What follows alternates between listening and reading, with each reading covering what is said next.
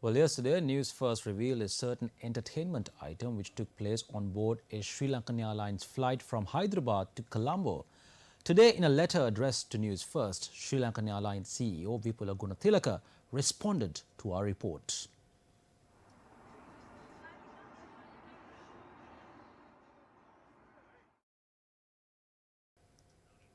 We revealed that a group involved in the casino business were on board the flight.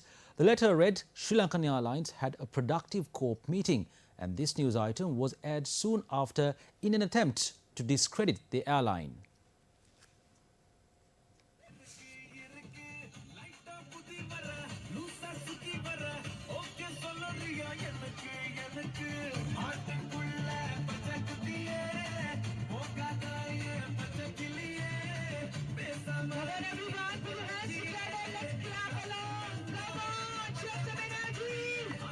In the letter, Sri Lankan Airlines CEO said the flight in concern was carrying a special travel group from Hyderabad to Colombo.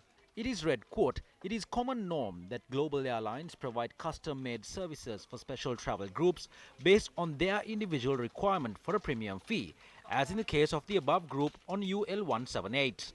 The CEO said that Sri Lankan facilitated in having the organizers' branding and desired travel experience for this group.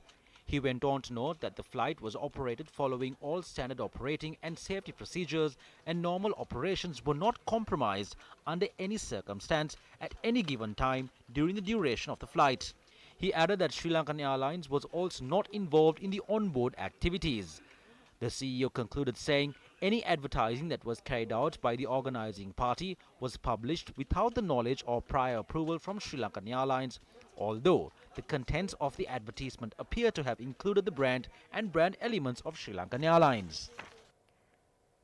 Newsfirst also addressed a letter to the CEO of Sri Lankan Airlines, Vipula Gunathilaka, in response to his clarifications. Dear Vipula, we are providing you the courtesy of airing the letter you have written to us, as you feel it has discredited the airline, and also to put across your point of view to our viewers and the public. You are correct in your assumption that our group, now 89 years old, has very close links with the airline and has always held in high esteem the national carrier, starting from Air Ceylon days to date.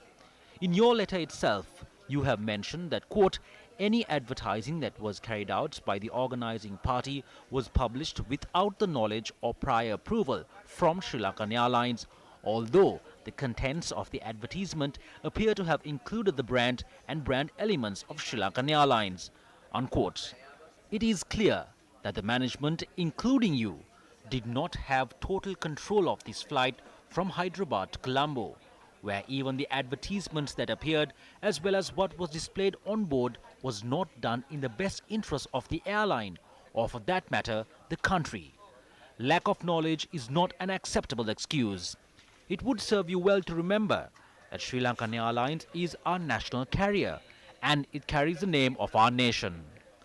Again we quote, Sri Lankan Airlines had a productive COP meeting, unquote. It is obvious that the discussions at the COP has been clearly misunderstood by you or misinterpreted to you, as it is our contention that in fact the opposite is true, with perhaps the exception of your recovery plan, which we think is innovative. But on the other hand, the PPP team had surreptitiously planned to sell off a stake in our national carrier with absolutely no financial feasibility study to support it. And the chairman of the COP committee quite rightly expressed his grave concerns and vetoed any such idea. Are you, for even a moment, expecting us to accept the fact that whatever the Sri Lankan Airlines management wishes to do to make money for the airline should be condoned with, even if it is degrading? The information that we aired came from both passengers and staff because they felt so low and humiliated, as was seen by their body language and their demeanor. They were shocked at what was happening.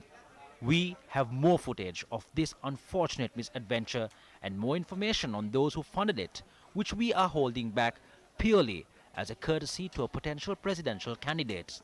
However, we request that disciplinary action be taken by all those you have copied your mail to, as well as the Minister and the Prime Minister. Vipula, you as CEO should make a clear decision as to whether your priority lies in promoting Sri Lankan Airlines or an independent casino. Knowing the Prime Minister as we do, he would never have permitted such a tamasha on the national carrier, profit apart.